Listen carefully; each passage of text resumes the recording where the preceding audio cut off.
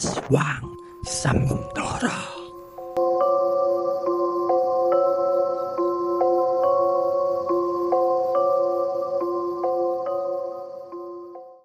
Isinulat batay sa totoong kwento ni Aling Felic mula sa Baco, Oriental Mindoro, noong taong 1996. Lumipat kami sa isang baryo sa gilid ng bundok sa bayan ng Baco, Oriental Mindoro. Mura lang ang lupa roon kaya kahit malayo sa sentro, sinugal na namin ng asawa ko.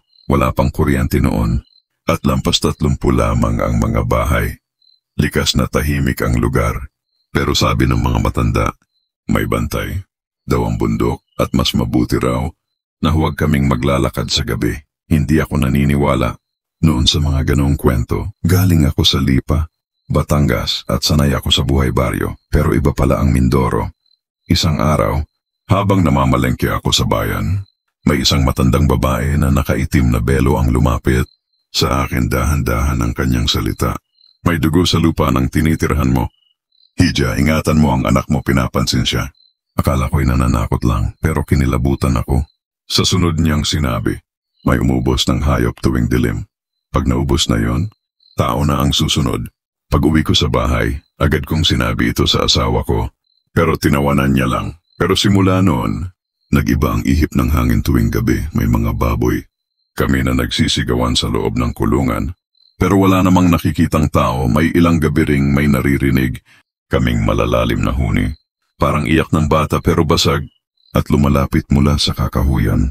Isang gabi ng kabilugan ng buwan, napansin ng asawa ko na nawawala ang isa naming baboy.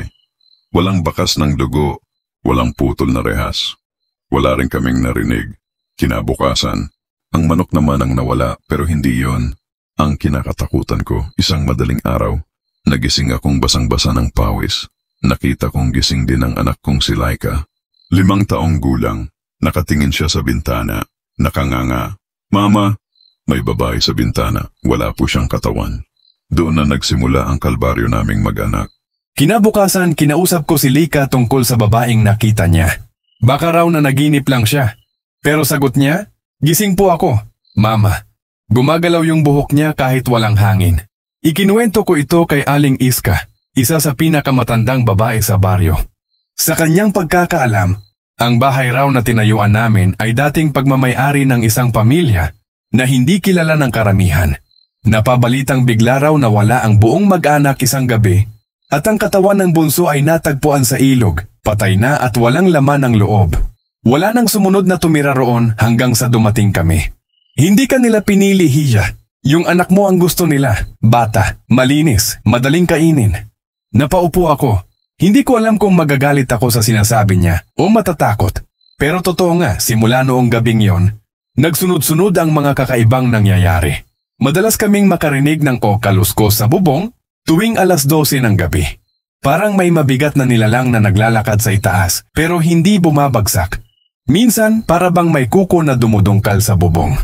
Nang minsang umakyat ang asawa ko upang tingnan, wala siyang nakita pero may mga mbakal na tila sinunog. At may kakaibang amoy, mapakla, malansa, parang dugo at asupre.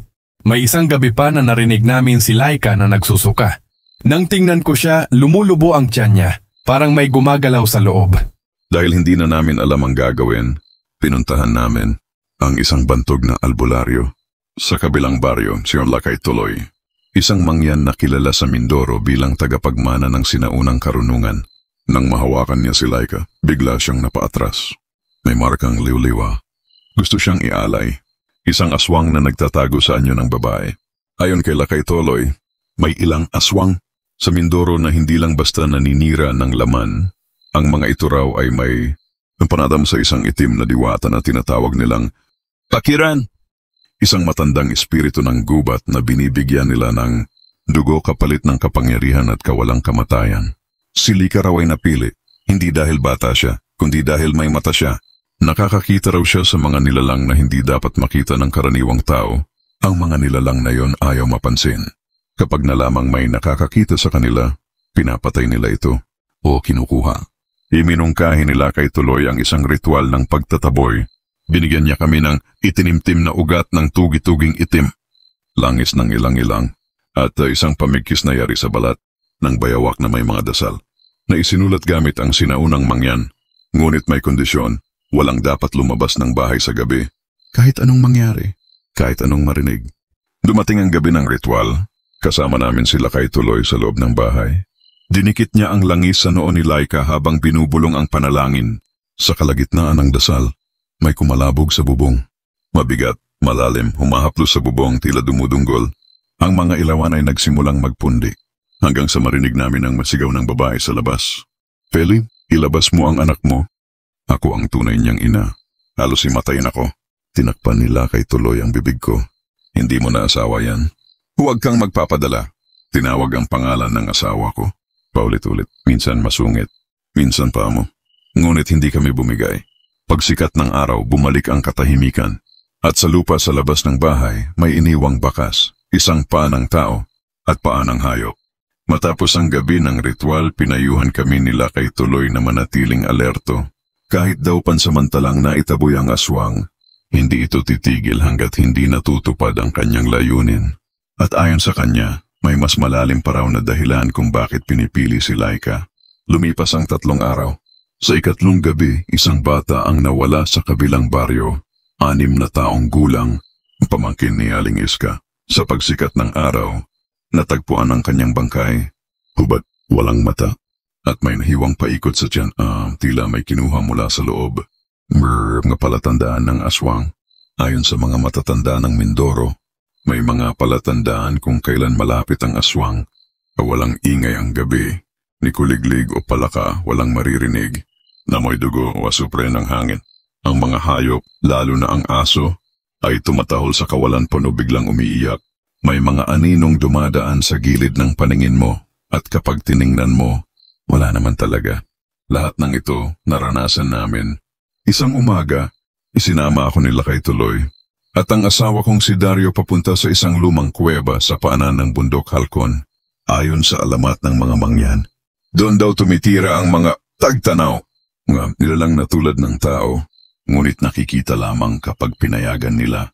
Sa kuweba raw sila naghahandog ng alay sa diwatang si Bakiran. Habang papalapit kami, naamoy na namin ang masangsang na amoy. Sa loob ng kuweba, may mga balat ng hayop na isinabit sa pader. At sa gitna, isang hukay na puno ng tuyong dugo at buto ng hayop at taoan. Ngunit ang mas nakakakilabot, may nakita kaming panisang piraso ng damit ng anak kong si Laika, duguan. At may sulat sa sinaunang baybayin na isinalin nila kay Tuloy. Isang mata pa at magbubukas ang lagusan. Pagbalik namin sa baryo, agad kaming sinabihan ni Aling Iska. Wala si Aling Dory kagabi. Nakita raw siya ni Mang Lito na lumabas sa kakahuyan madaling araw. Nakayapak may dugo ang duster.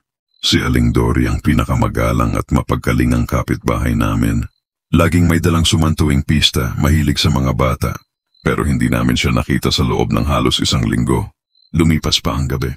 Habang naglalakad pa uwi si Mang Lito, nakakita raw siya ng anino ng babae magpo sa likod ng niyugan pero walang ulo. Kinabukasan, dinalaw kami ni Aling Dory. Tahimik siya. Hindi nakangiti tulad ng dati. Si Laika biglang nanginig. Mama, siya yung babae sa bintana. Nagkatinginan kami ni Dario sa labas ng bahay.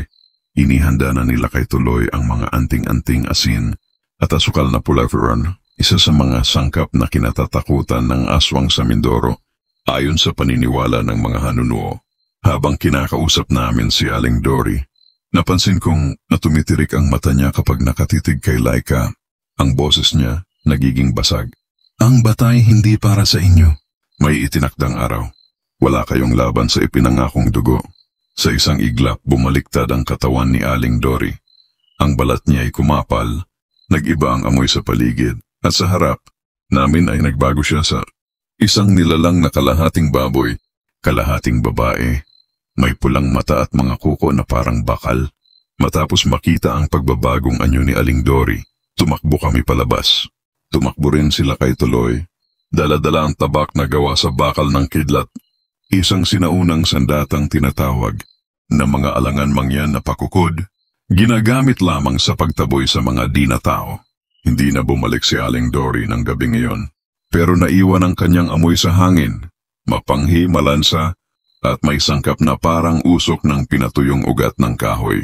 Ang sagradong ritual ng panudlak Ayon kay Lakay Toloy, may isang natatanging ritual, lamang na kayang pumatay sa nilalang tulad ng aswang. Ang panudlak, isang sinaunang gawain ng mga mangyan upang tuluyang sirain ang koneksyon ng isang nilalang sa diwatang nagpapalakas dito. Ang kailangan, dugo ng manok na itim, isang rare breed sa Mindoro, uling ng kahoy ng bulong-bulungan, isang kahoy na sagrado sa kabundukan, laman loob ng bayawak bilang alay, ugat ng anibong puti, isang halamang gamot na ginagamit sa mga sinaunang kulam, isang dasal na isinusulat sa masurat mangyan at sinusunog habang binibigkas. Ginawa ang ritual sa harap ng bahay ni Feli. Habang ginagawa ito, sumigaw si Laika. Sinasabi niyang may nakatayo sa malayo, sa tabi ng puno ng santol. Isang nilalang na mabalot ng putik at ugat. May matatalas ng ngipin at 2 pares ng mata. Siya ang bakiran, sabi ni Lakay Tuloy. Di siya basta multo. Isa siyang ipinuno ng mga nilalang sa gubat. At siya ang tumatawag sa mga aswang. Ang lihim ng baryo, sa kalagitnaan ng ritual lumapit si Aling Iska. Nanginginig siya. Dahan-dahan siyang nagsalita. Hindi lang si Dory ang aswang. Hindi rin siya ang unang nagdala ng bakiran dito. Ang unang tagapag-alay ay si Kapitan mismo. Nagulat kami. Si Kapitan Romy, sang tahimik at may pagkarelihiyoso, panglalaki. Pala ang nagsimula ng kultong. Sumasamba sa bakiran.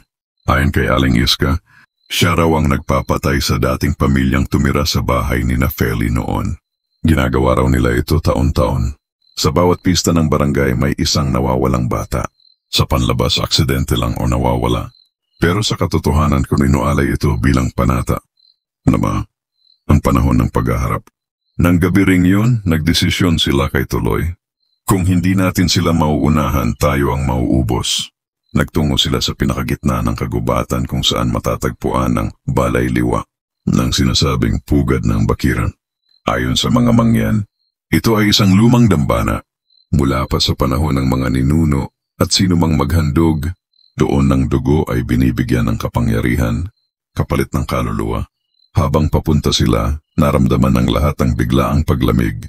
Nagsara ang hangin, tumigil ang mga ibon, at sa loob ng gubat, nakita nila ang mga taong dati nilang kakilala, pero wala ng putla, wala ng mata at may balat na parang pinaso. Hindi na ako makatulog. Si Laika binabangungot gabi-gabi. Paulit-ulit ang panaginip niya. May boses na tinatawag siya mula sa gubat. At sa panaginip may mga batang nakabitin sa mga sanga ng puno, duguan at umiyak. Mama, sabi niya, ako na raw ang susunod. Pero wag daw akong matakot. Bibigyan niya ako ng bagong katawan. Ang mga salitang iyon ay para bang itinusok sa puso ko. Hindi ko alam kung mas matatakot ako o maiiyak. Pinangunahan nila kay Tuloy ang maliit naming grupo. Kasama sina Dario Manglito at 2 matandang galing sa tribo ng Hanunuo, sina Apo, Soling at Apodado. Bitbit nila ang mga sinaunang gamit, banga ng asin, anibong puti pa na, at mga palaspas na may nakasulat sa surat mangyan. Ayon kay Apo Soling, kung hindi pa kami kikilos, isa-isang kukunin ang mga bata. At ang susunod ay hindi lang bata. Kapag nabuo ang 3 mata ng bakiran, pati matanda, pati buntis kukunin na. Ang simula ng labanan, pagsapit ng hating gabi, narating namin ang gitna ng gubat. Isang malaking puno ng balet, nababalot ng itim na tela at ugat, at may mga bangkay ng hayop sa paligid. Ito, ang tinatawag na dambana ng bakiran. Tahimik ang paligid, ngunit biglang nagbago ang ihip ng hangin. Parating na sila. Bulong ni Apodado. Huwag kayong titigil sa orasyon. Mula sa dilim, isa-isang sumulpot ang mga nilalang. May babaeng lumalakad ng pabaliktad ang katawan, nakalawit ang dila hanggang dibdib. May lalaking may mahahabang kukom at mata na parang sinisilaban. At sa likod nila, si Kapitan Romy ang buhay. Pero ang katawan niya ay parang hinati na at pinagtahi ng balat ng hayop. Sumugod agad si Kapitan. Dala niya ang gulok na ginagamit sa pagpugot. Tumama ito sa braso ni Manglito. At sa isang iglap, umandusay ito sa lupa, nangingisay. Nagpakawala sila kay Tuloy ng ampana na may balot na uling at asin. Tumama ito sa isa sa mga nilalang. Umusok ang balat nito at nagsimulang matunaw, parang niluluto. Asin lang ang kayang tumunaw sa mga ito. Sigaw ni Apodado. Yang dugo nila ay hindi pulang dugo, kundi langis ng sanggol.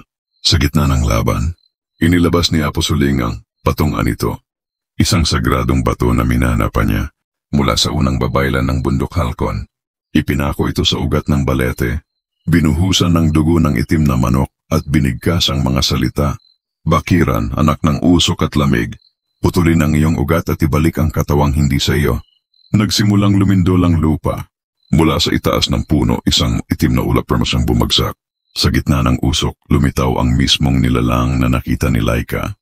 Balot sa putik, may 4 na mata at boses na parang libo-libo ang sabay-sabay na nagsasalita. Hindi pa tapos ang panata. Ang dugo ay may kasunduan. Ang bata ay para sa akin. Napaatras kami.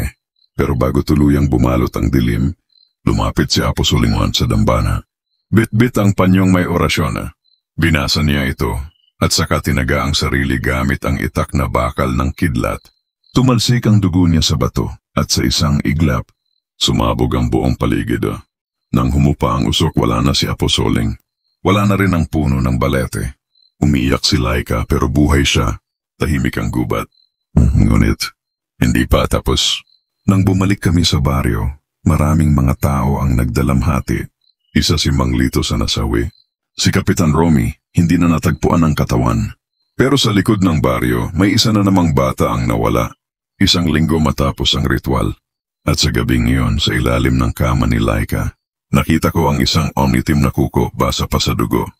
2 linggo matapos ang pagsabog ng dambana ng Bakiran, tahimik ang baryo.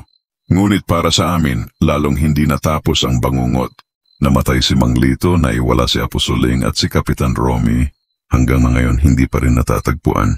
Pero sa bawat gabi, may naririnig kaming kakaibang iyak mula sa gubat. Malalim, malungkot at gutom. Si Lika palaging nagigising sa 10 oras ng gabi.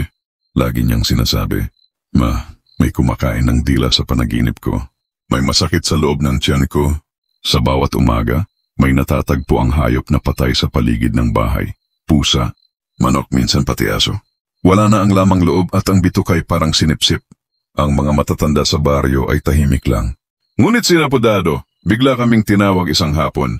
Sa kanyang bahay, pinakita niya sa amin ang may isang lumang kasulatan. Sinulat sa surat mangyan at ipinamana sa kanya ng sariling lolo niya. Isang dating babaylan na umalis sa bundok, ang kasulatan ng pananggalan. Ayon sa sulat, hindi lahat ng aswang ay iisa ang uri. May 3 uri na bumabalik-balik sa Mindoro. Kakawan, pananggalan, kayang hatiin ang katawan, lumilipad tuwing gabi. Kadalasang babae, wakwak, iban.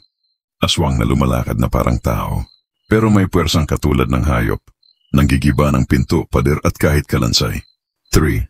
Usogan, hindi kinakain ang laman ng katawan, kundi ang lakas loob at alaala ng tao. Ito ang nagpapalabo ng pag-iisip at ginagamit sa panghihina ng panlaban ng tao. At ang pinakanakakatakot, kapag pinagsama ang dugo ng pananggalan at ng usugang aswang, isang panibagong anyo ang nabubuo. Sang bagong katawan? Upang maputol ang ugnayan ng isang aswang sa kanyang pinagmulan, kailangan ng 3 gabing orasyon ng walang palya. Ginagawa ito bago maghating gabi, at kailangang may gasukal na pula, asin, dahon ng tanglad, balat ng nigo, isang uri ng puno, at itim na uling mula sa tapayan. Narito ang bahagi ng detalyadong orasyon ayon sa kasulatan ni Apodado. Orasyon ng pagputol ng ugat ng aswang. Dapat banggitin habang sinisindihan ang dahon ng tanglad sa ilalim ng buwan. Nirbita-bita, salin ng dugo. Likas ka sa dilim, balik ka sa putik. Alinmang katawan ay hindi mo tahanan. Alis! Alis! Sa liwanag ng asin at anibong puti. Dedi Barcour, pangalawang orasyon, pagkadena ng espiritu. Ito ang panalangin habang ikinakadena. Ang katawan ng pinaghihinalaang, aswang sa 3 sanga ng nigo. Ginagawa ito bago ang pagsikat ng araw. Sarter, lupa, katawan at ugat. Sa sanga ng nigo ikay masasadlak. Walang alay, walang dugo.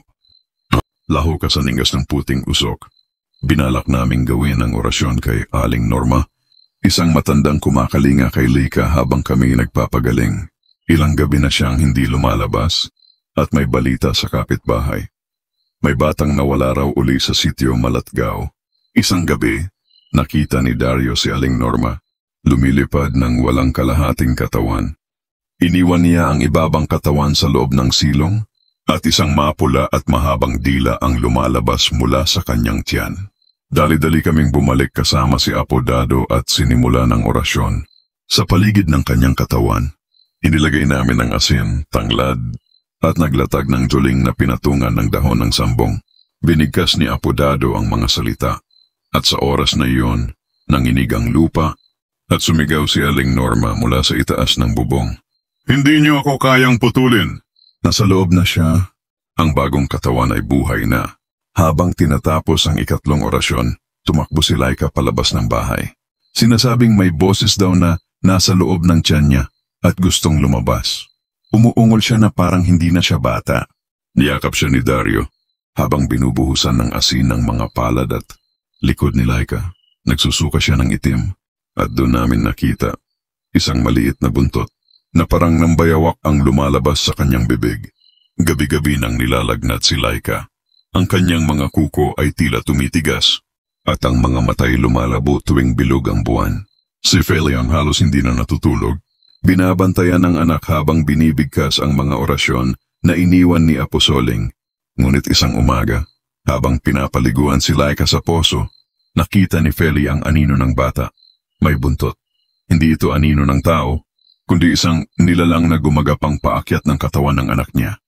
Inay, sabi ni Lika habang giniginaw. Ang dugo ko, parang hindi na sa akin. Ang alamat ng Mindoro at ang unang pananggalan. Dinala kami ni Apodado sa isang lumang kuweba sa panan ng Bundok Halcon. Ayon sa kanya, doon unang tumira ang babaeng tinawag ng matatanda na Mina de Oro. Isang magandang dilag na mula sa Timog Silangan. Itinuturing noon na diwata ng kagubatan. Ngunit sa totoong kasaysayan ng mga hanuno, hindi siya isang diwata. Ayon sa lumang kasulatan, Mina de Oro ay isang pananggalan manunang anak ng bangkay, ng buwan at lamig ng ulap. Nang dumating ang mga Kastila at nakita ang kayamanan sa bundok, ginto, perlas, at kakaibang halamang nakakagamot, tinawag nilang Mina de Oro ang lugar na kalaunan ay naging Mindoro. Ngunit ang totoo, hindi ginto ang laman ng bundok, kundi mandugo ng mga pinatay ng pananggalan. Habang lumalalim ang gabi, mas tumitindi ang pagbabago kay Laika. Hindi na siya lumalabas ng araw. Ayaw niya sa asin.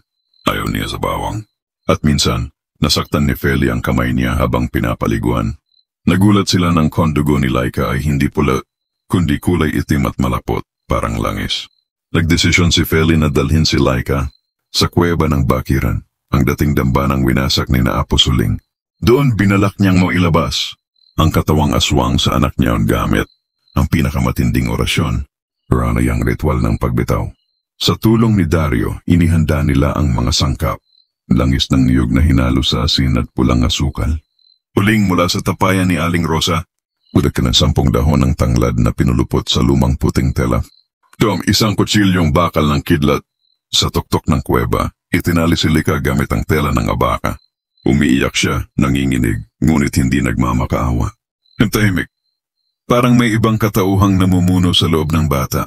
Bago magsimula ang orasyon, binigkas ni Feli ang panimulang panalangin.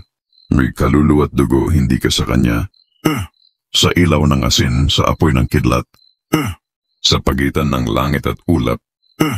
Bitawan mo ang hiningang hindi iyo. Biglang lumiwanag ang mata ni Laika. Naging pula. At mula sa kanyang bibig, isang mahabang hininga ang lumabas na tila usok na may buntot. Sumigaw siya ng malakas, ngunit hindi sa kanyang boses. Ang balik ng Bakiran. Sa biglaang pagbugso ng hangin, lumitaw mula sa dilim ang anyo ng dating nilalang. Bakiran. Ngunit ngayon, wala na siyang anyong multo. Isa na siyang ganap na pananggalan. Pinili ko na ang bagong katawan. Sigaw niya. At ikaw, Feli, ay hindi inosente. Anak ka ng lahing inangkin ko noong una pa. Dito inamin ni Feli ang lihim. Isa siyang apo ni Mina de Oro, ang babaeng itinuturing ng mga Kastila na diwata. Ngunit sa panig ng mga katutubo, unang pananggalan ng Mindoro.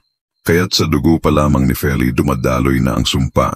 Si Feli ay lumuhod, hawak ang kutsilyong bakal, habang si Laika ay umiiyak na, unti-unting bumabalik ang ulirat. Matulungan mo ako. Ayoko ng ganito. At dito nagdesisyon si Feli. Hindi niya isasakripisyo ang anak. Ngunit haharapin niya ang nilalang ng lahi nila. Mismo, gamit ang huling orasyon ng pagpatay na iniukit sa balat ng kanyang ina at tinago sa kanyang mga alaala. Ang huling orasyon, lihim ng mina de oro. Isinisigaw habang tinutusok ng kutsilyo ang balat ng aswang at pinapainitan sa apoy ng uling. Arise, gintong piniga sa dugo ng laman. Mula sa pusod ng lupa ka nagmula. Ibalik ang katawan sa lupa. At hayaang lamunin ng apoy ng bituin. Ronda. Nurkir, pagsabog ng katawan ng Bakiran. Sa huling salitang bituin, pumutok ang katawan ni Bakiran sa usok. Lumagpak ang katawan ni Laika sa lupa. Nanghihina ngunit buhay. Matapos maputol ang katawan ni Bakiran, ilang araw na tahimik sa baryo. Si Laika, unti-unting bumabalik sa dati. Ngunit hindi na siya ang batang kilala ng lahat. Hindi siya lumalapit sa ibang tao. Ayaw niya sa liwanag ng araw. Mas gusto niyang kumain ng hilaw. Sa isang gabi, tinawag ni Apo.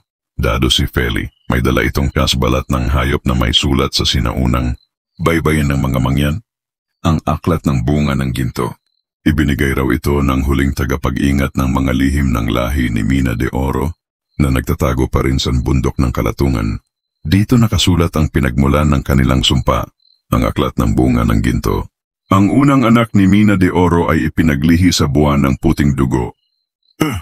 Isang gabing walang bituin, pinagsama ang dugo ng ina at bangkay ng bagong silang. Ang anak ay hindi agad naging pananggalan. Siya ay tao ngunit may buntot sa loob. Kapag umabot sa 10 taon, lulutang ang dugo sa dila at siya'y pipili. Mananatiling tao o magiging bagong katawan ng pananggalan. Ang unang paniniktik. Sa baryo, may mga balitang naglalaho na naman ang mga alagang hayop. Si Mang Kadyo, nakita ang baka niyang parang sinipsip ang loob at sa tabi nito, may natagpuang maliit na bilog na balat na parang tinanggal sa tiyan ng hayop. Isa sa mga matatanda ang sumigaw, "Banto!" Tanggal na buntot ng bagong aswang. Ang ibig sabihin nito, may batang nahawa, may bagong pananggalan na naman. Nagdesisyon si Feli, Laika at Dario na bumalik sa paanan ng bundok Halcon. Doon nila balak hanapin ang lahi ng mga tagapangalaga ng aklat ng ginto at malaman kung may paraan pa para putulin ang dugo ng aswang sa lahat ng inapo ni Mina de Oro. Habang paakyat sila, nakasalubong nila ang isang babae, matanda, ngunit ang balat ay walang kulubot. Ang pangalan niya ay Wines.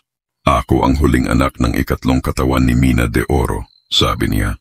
"Matagal ko nang hinihintay ang pagbabalik ng lahi mo, Feli." Ang katotohanan, 2 ang uri ng lahi. Ipinaliwanag ni Ines na may 2 uri ng inapo si Mina de Oro. 1 Zapper yung mga tagapasan. Pinaglihi sa panaginip, dala ang buntot, at habang buhay ay may pagnanasa sa dugo ngunit may kakayahang labanan ito. 2 ang mga taga-angkin.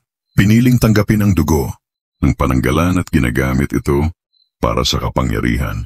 Kadalasan ay nagiging bagong katawan ng aswang at si Laika. Hindi pa sigurado kung saan siya nabibilang. "Nasa iyo ang huling desisyon, Feli," sabi ni Ines.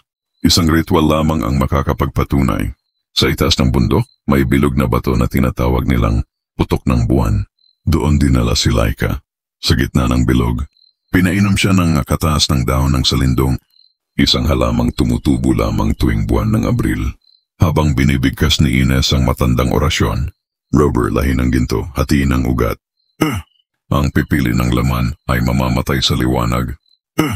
Ang pipili ng tao ay mamamatay sa gutom. Ngunit may 300.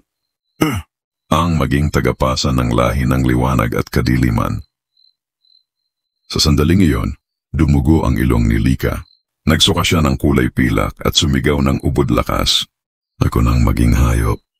At biglang lumiwanag ang paligid. Hindi araw, kundi isang liwanag mula sa bato. At na punit. Ang aninong may buntot mula sa kanyang katawan.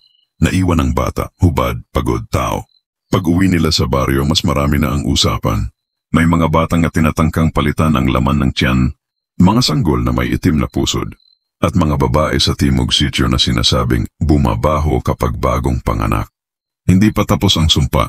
Oktubre 2004, si Marites, 26 taong gulang, ay nanganak sa health center sa gilid ng kabundukan sa barangay Malibago, Naujan. Walang abnormalidad sa panganganak ngunit kinagabihan, namatay ang nurse na nag-alaga sa kanya. Kagat sa leeg, tanggal ang puso. Hindi ito ibinalita sa lokal na radyo.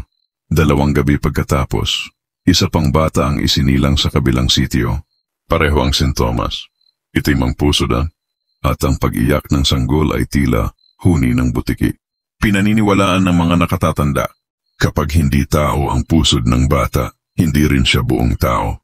Si Juanes, ang huling anak ng lahi ni Mina de Oro, ay muling bumalik sa baryo ni Feli. Ayon sa kanya, may gumigising muli sa lahi ng pananggalan sa bundok. Halcon, may nagsasagawa ng ritual ng kadugo. Isang seremonyang pampadami ng bagong katawan ng mga aswang. Kapag nabuo ang 10 bata na isinilang na may itim na dugo, babalik si Mina de Oro sa katawan ng tao. Hindi na ito paniniwala. Isa ito sa mga itinagong kwento ng mga albularyo sa Mindoro Man na ikinukwento lamang kapag may nawawalang buntis o hayop. Si Dario habang nag-iigib, nakakita ng kalansay ng sanggol na may nakataling lubid na dahon ng anahaw sa leeg. Ito raw ang ginagamit upang pigilan ang pagangat ng kaluluwa. Ibig sabihin, hindi patay ang bata, kundi ang binitin ng kaluluwa upang ang katawan ay magamit ng pananggalan. Pinuntahan nila ang matandang si Lolo Sating, 96 taong gulang na nakatira malapit sa kagubatan. Nang marinig ang tungkol sa itim na pusod, biglang umiyak ang matanda. Sabi niya, "Huwag niyo na akong paalalahanin, kasi ako ang nagpaanak noon sa una sa 10, sa Sitio Lagnas. Ngayon ay ikapito na yan. Malapit na bumalik ang ina ng buntot. Si Leica, bagamat naalisan ng buntot, ay nakakakita pa rin ng mga nilalang na hindi tao. Sa kanyang panaginip, nakita niya ang isang babaeng hubad na may napakahabang buhok, nakalutang sa ibabaw ng isang bagong panganak na ina. Sa kamay ng nilalang ay may hawak itong buntot na basang-basa sa dugo. Kinabukasan balita na naman sa kabilang sitio. May nawawalang buntis. Sa mga kwento ng mga mangyan sa gilid ng bundok, may pinaniniwalaan silang tagapuno ng haligi. Isang babaeng aswang na nananahan sa itaas ng bundok. Hindi siya basta nananakmal. Siya ay nangunguha ng bagong panganak na katawan upang maging daluyan ng kanyang dugo. Kapag nakuha niya ang 10 katawan, magbabalik ang kanyang anyong buo at magkakaroon ng bagong lahi ng aswang na hindi na kayang patayin ng asin, bawang o kahit anong orasyon. Ang tanging paraan lang ang linisin ng dugo bago pa man isilang.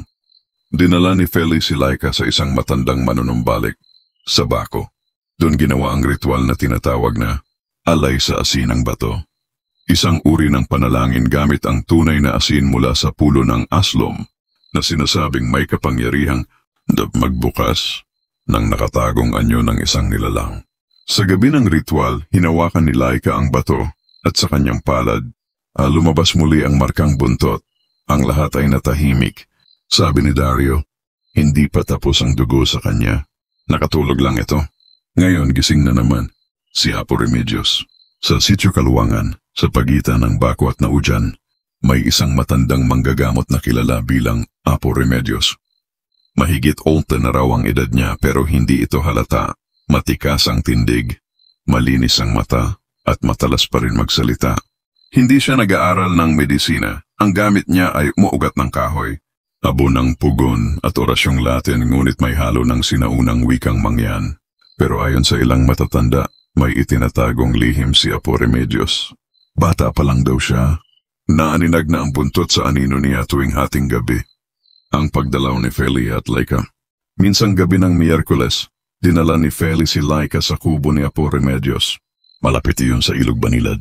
Isang lugar na maraming batang hindi na raw lumalaki ng maayos. Pagdating nila, hindi na nagtanong si Apo Remedios. Tahimik siyang tumingin kay Leica, saka inamoy ang hangin.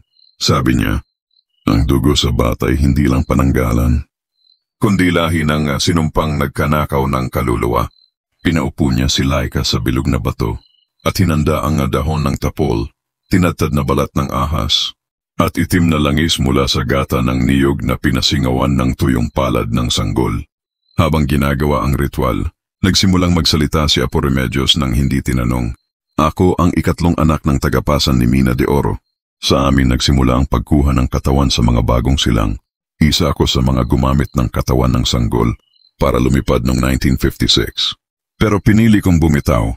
Pinutol ko ang buntot ko gamit ang puting apoy mula sa abo ng sariling ina. Tumahimik siya sa katumingin kay Feli. At ikaw, apo ng huling katawan ni Bakiran, dala mo ang putok ng dalisay na dugo. Kapag pinagsama ang dugo ninyong dalawa, maari nang mamatay ang ina ng lahat ng buntot, ang lihim na plano ni Apo Remedios. Hindi ito sinabi sa karamihan, pero ayon kay Remedios, ang ginagawa ng tagpuan ng mga aswang ang isang dating sementeryo ng mga sundalong Espanyol sa bundok Halcon. Doon daw muling binubuo ang magkatawan ni Mina de Oro gamit ang sanggol na may puso ditim, plano ni Remedios. Mga tayong tatlo, ikaw, ako, at si Lika ang pupunta roon sa gabi ng huling eklipse. Dala ko ang orasyon na pumuputol ng koneksyon ng buntot sa katawan. Pero kailangang ihain ang dugo ni Feli bilang panira ng ugnayan. Kapag pumalya tayo, hindi lang isang aswang ang babalik, kundi isang lahing hindi na kayang patayin ng tao. Ito ang bahagi ng orasyong isiniwalat ni Apo Remedios. Isa sa pinakamatagal na ipinasa sa lahi ng mga dating aswang ko na tumalikod. Inansangalan ng dugong hindi kinuha sa sanggol, sa pusod na hindi itinali sa uod. Putulin ang buntot ng bangkay. Bitawan ang kalansay na binabalutan ng gabi. Habang binibigkas ito, biglang lumamig ang hangin sa paligid. Pumatay ang lampara. Si Lika, biglang sumuka ng ganitim na likido na may mga mumunting buto. Sabi ni Apo Remedios, hindi lang buntot ang lumalaban, kundi ang mismong loob niya. Sa gabi bago ang eklipse, inihanda ni Apo Remedios ang lahat. Itim na pamaypay ng tikbalang, bato mula sa ilog ng San Teodoro. Dugo ng hayop na isinilang sa loob ng kabaong, isang itim na biik na ipinanganak sa patay na baboy. Ayon sa kanya, ito ang kailangan upang mo hindi kamapansin ng mga mata ng mga pananggalan habang tumatawid sa hangganan ng gubat. Habang paakyat, naramdaman ni Laika ang biglaang pagbigat ng kanyang katawan, tila may kumakapit sa kanyang likod. Pero sinabi ni Apo, huwag mong pansinin. Iyan ang nilalang na kumukuha ng buntot na hindi pa nakakabit. Hindi ka nila maaaring galawin hanggat may asin ka sa loob ng dila mo. Kaya't nilagyan ni Apo ng asin ang ilalim ng dila ni Laika, isang sinaunang panlaban sa paglipat ng buntot. Sa gitna ng gubat, natagpuan nila ang luma ng sementeryo. May mga nitso ng mga sundalong Espanyol na walang pangalan. Tinatawag sa alamat bilang babay-bantay ng ina ng buntot. Isa sa mga nitso ay bukas, at sa loob nito ay may malaking sisidlang putik. May laman na itim na likido na kumikilos kahit walang hangin. Sabi ni Apo Remedios, iyan ang sisidla ng bagong katawan ni Mina de Oro. Bawat sanggol na isinilang na may pusod itim ay isinumpa upang maging bahagi ng katawan niyang ito. Sa itaas ng sisidlan, nakasabit ang mabuntot na pilakma. Yan daw ang huling buntot ng unang nilalang na nagbuntis ng aswang sa Mindoro. Ayon kay Apo Remedios, may isa pa silang kalaban, Isidro de Valencia, isang sundalong Kastila na unang nilamon ng pananggalan sa bundok noong 1758. Pero imbes na mamatay, tinanggap niya ang sumpa at naging unang ama ng buntot sa Mindoro. Siya ang nag-aakyat kay Mina de Oro sa itaas ng halkon. At ngayon, muling babalik sa katawan ng isang bagong sanggol, ang anak ni Marites. Ginawa ni Apo ang orasyong panghiwa ng buntot. Puram sa ngalan ng ina na hindi nanganak. Putulin ang buntot ng laman, itapon sa init ng luha, at ipako sa asin ng patay. Pero bago niya maitapon ang pilak na buntot, Yernon sumulpot ang isang nilalang mula sa sisidlan. Hindi ito tao, hindi rin hayop. Ito ang kamamanyang bata, ngunit may buntot sa likod at may 4 na kuko sa bawat kamay. Umiiyak ito pero ang tunog ay tunog ng matandang babae. Huwag niyong sirain ang katawan ko. Ako ang inang di kailanman namatay. Ako si Mina, ang ginto sa loob ng mga lamig ng gabi. Biglang binigyan ni Apo Remedios si Laika ng batong may langis. Sabi niya, ikaw ang tanging may dugong kayang tunawin ang buntot. Ipitin mo sa 2 palad at isaboy sa mukha niya.